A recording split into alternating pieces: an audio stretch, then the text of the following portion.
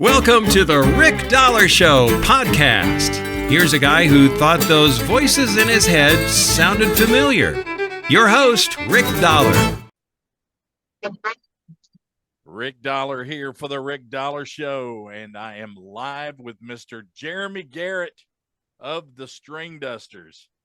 He's yeah, you the man himself right there, sunglasses and all. That's what's right on it. going on at RockyGrass, dude? You're like the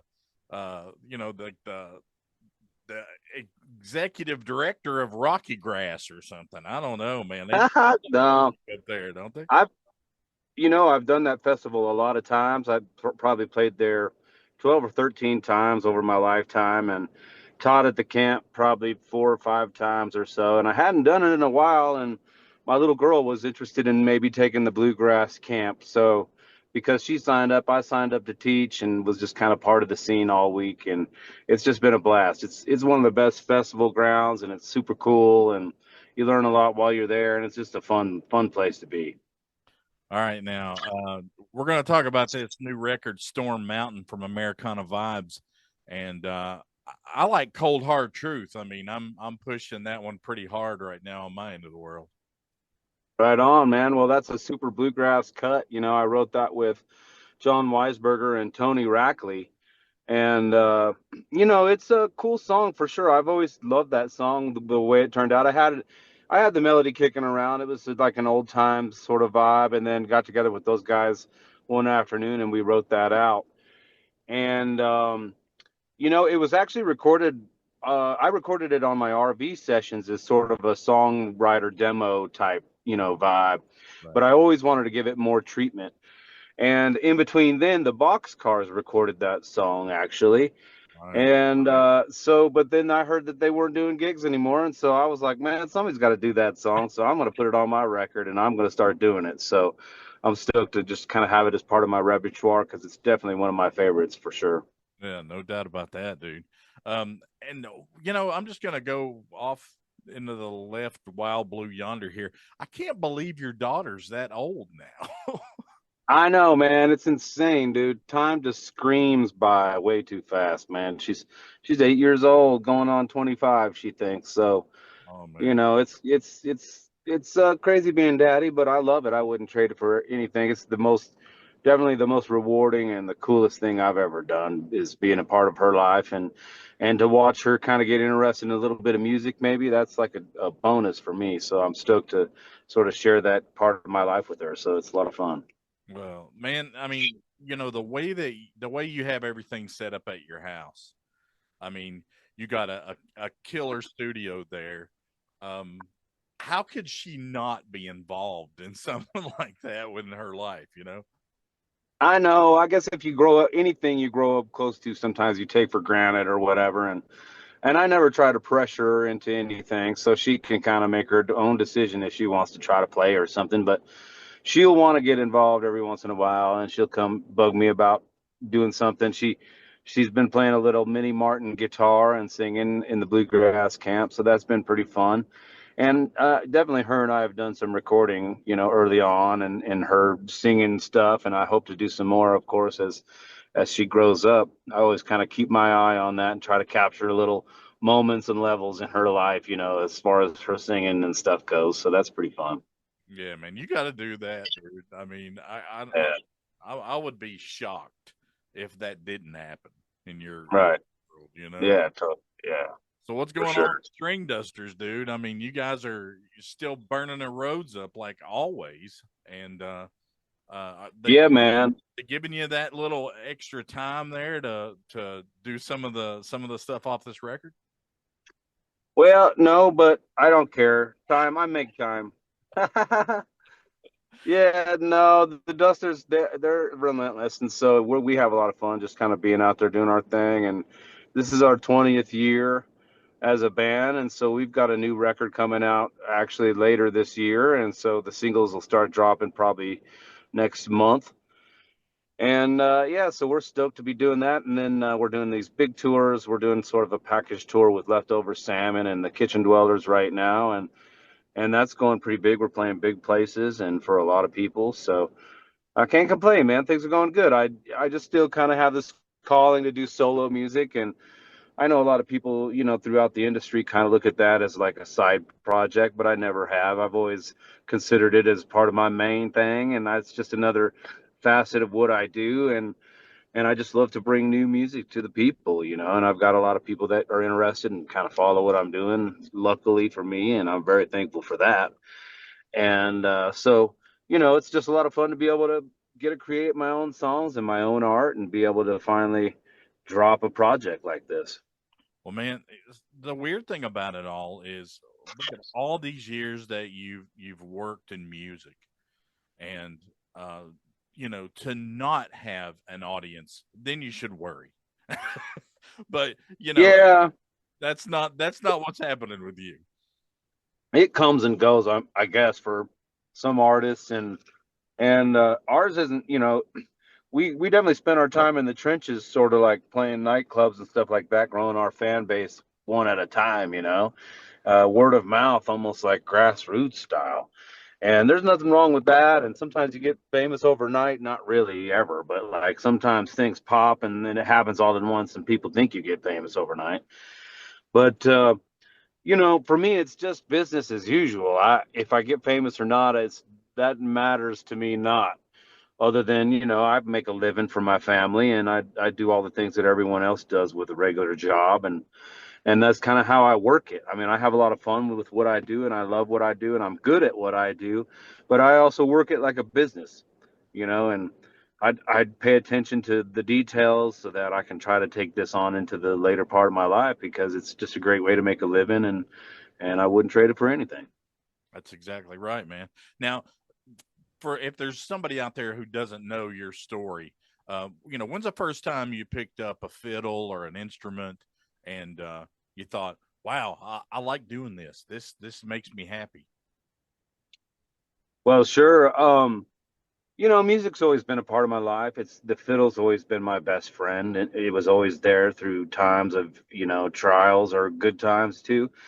And just, it's always just one of those things. And I picked one up early when I was 3 years old, Mm. but so it was on and off. I don't really remember much about those days, I guess. But I do remember when I was 12 years old, I was cleaning my room and I was made to do that. I was sent there and said, clean the room. And so I had uh, a tape, a cassette tape of Flat and Scruggs, and just put it in the player. And I'd listened already to that tape probably 100 times. And so what?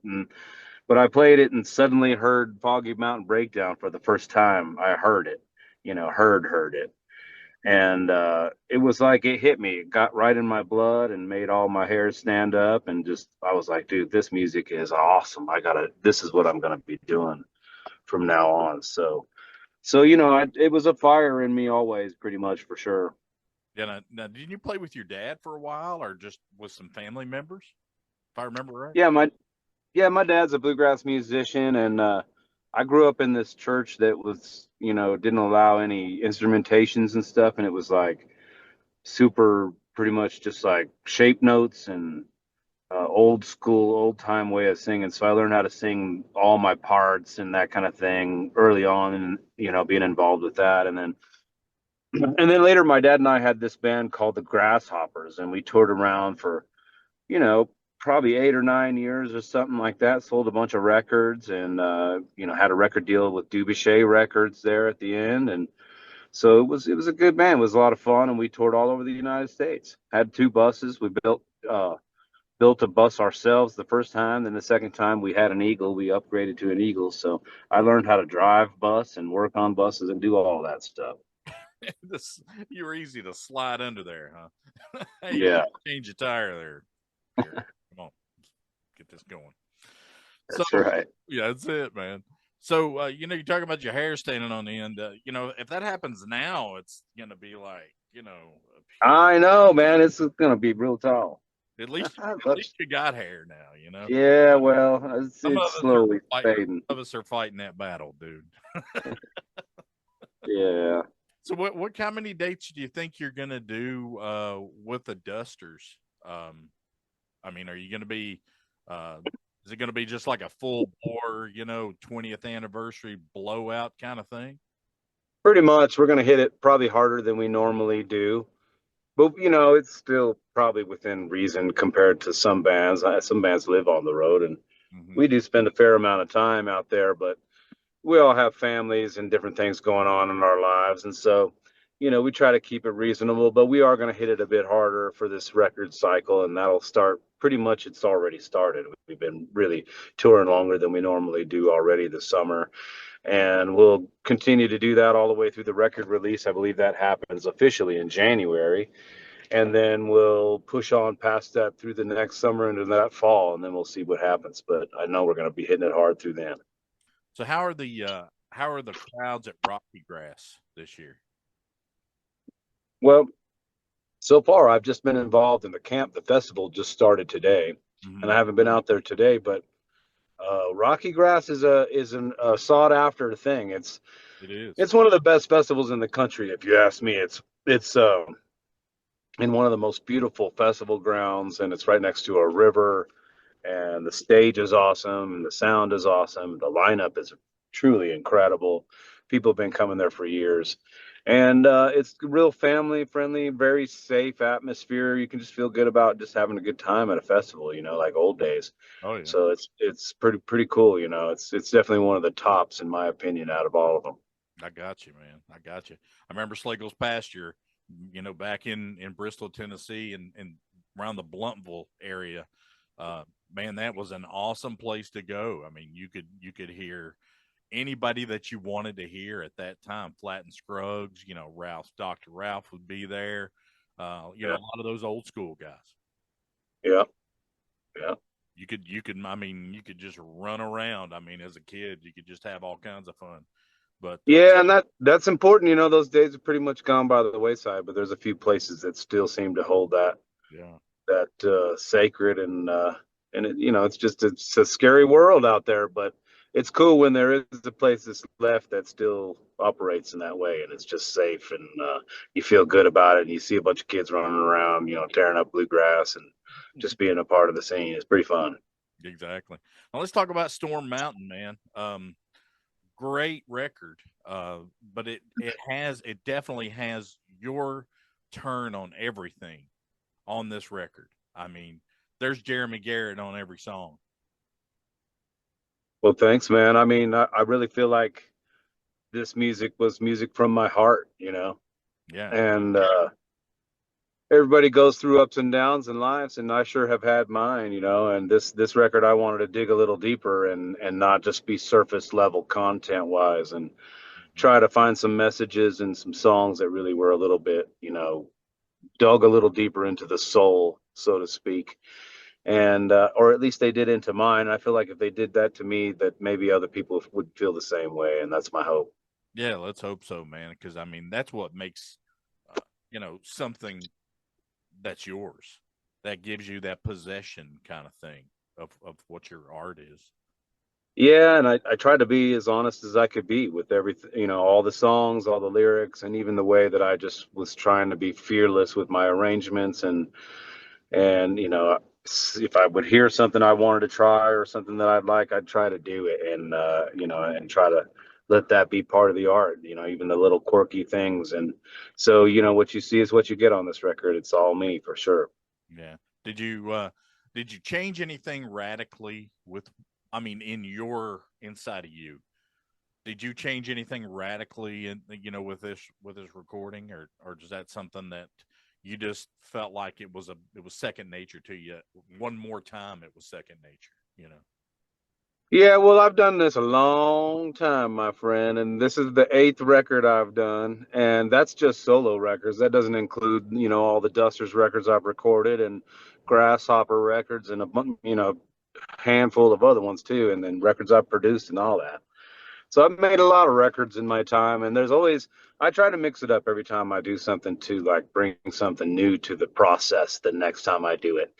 I already have tunes in my mind I'm working on for the next record, and I'm trying to, sort of sweep through my mind to figure out how it's going to be a unique project and some different things like that. So, this one was unique in some ways for me because it was like it started out always in the past. You know, I've done records where I've had guests on every track, a different guest, maybe even, and made my solo records that way and just tried to serve the song with the best musicians for the song. But this particular record, I tried to make it like a band almost. Like, even though it's a solo record, I chose a unit that did all the tracks. Brian Kavanaugh played all the banjo, Chris Lequette played all the guitar, and Travis Anderson played all the bass. I played all the fiddle, of course. And, so it was just that unit, and it made for a very special record, I feel like, because the whole thing kind of has that cohesive sound through the whole thing, like a band would play, and that cohesive vibe, for some of the songs, content to content. And then, then I went all out on my harmony singers. That was a big deal on this record too. A lot of times when you're doing solo records, you have to sort of skimp on cost, and so I'll end up singing my own harmonies a lot of time because that's like my specialty. And if you mix it the right way, you can't really tell who it is that's singing harmony. But I wanted this one to really stand out on the harmonies and really go out and get some guests and really do every track, all the way up. And so that's what I did, man. And so I went all the way out as far as I could with, I hired Lindsay Liu to sing some harmonies on there, and she just did an amazing job. She really blew me away. And then my standby buddy, Josh Schilling, I always get him. He does everything good. And just love that dude. And I wrote some of the songs on the record with him even, and just kind of, he's just an all around, awesome dude. And harmony singer like nobody's business.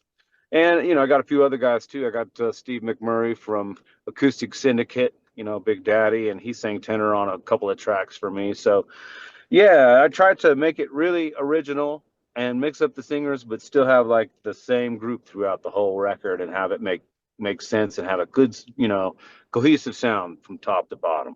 Exactly. Let's talk about Josh Schilling just a second, man. This guy did something when he came into Mountain Heart. I mean, he kind of grabbed a hold of the whole unit, the whole thing, and said, "Hey, let's try this. Let's try that." But he has this thing about him, and I can never put my finger on this. Maybe you can. He has this talent that he just comes in and he just kind of lets it all flow, and then he figures out, hey, where do we need to go with this? Did he kind of take charge a little bit on some of the stuff that he did with you? Nah, I just let him. Well, I let him take charge. He's the only guy in the industry I will actually email a track to and say, "Here you go, sing your harmonies," and I don't have to worry or tell him anything. I just give it to him, and he does it all, and then he sends it back to me, and it's awesome. So, it's so easy. It's cheesy. I mean, it's crazy. He's one of those dudes. He should be a superstar. I really believe that. He oozes music, and he is a superstar in his own way. But, he should be rich from being so famous, because I feel like he's that ultra uber talented all the way through and through. And a great dude too, man. Like one of my best friends, and I trust him a lot. And he's just been a lot of fun to work with over the years and get to know. So, I can't say enough good things about that dude. Yeah, me too, man. I tell you, first time I heard a piano, when they were doing the live record, Mountain Heart was doing a live record, I was like, whoa, how did you do that? I know, man. He's so talented. It's crazy. Singing and writing, and he's a great guitar player too, which was a new instrument for him when he came to Mountain Heart. He was only keyboards before then. So, for a guy to come into an instrument as well as he did that late in life is truly amazing. It's astonishing. So it's just, he oozes music, like I say.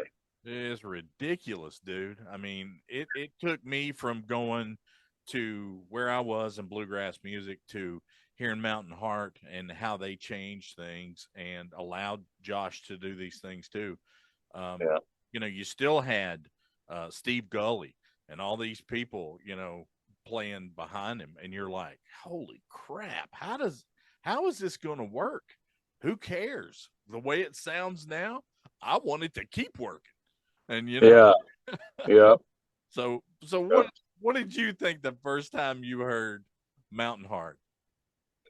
Well, I heard them way before Josh, of Yeah. course, joined the band. Way back in the day when Jimmy Van Cleve and Adam Steffi was in the band. Yeah. And that band was hot. I really liked that band. And then, I don't know, you get involved in the industry, and I don't really pay attention sometimes, and let it float by me. But I remember when Josh joined the band, it was definitely a new, interesting sound, and I think they got a lot of flack for that because of piano and bluegrass and all that stuff. But Yeah. come on, man, here we are, in the year 2025. Let's let it go, man. Let's just be. I mean, I understand. Let's keep bluegrass real too, but like, you got to recognize talent and good music when it's good, and the stuff they were doing was innovative and neat and just cool all around. And Josh was an absolute diamond for that scene. So do you have a copy of that live record they did? Probably somewhere. You do. I bet I do. I know I do. And I know exactly where it's at. I don't know where mine is, but I would bet money I have it.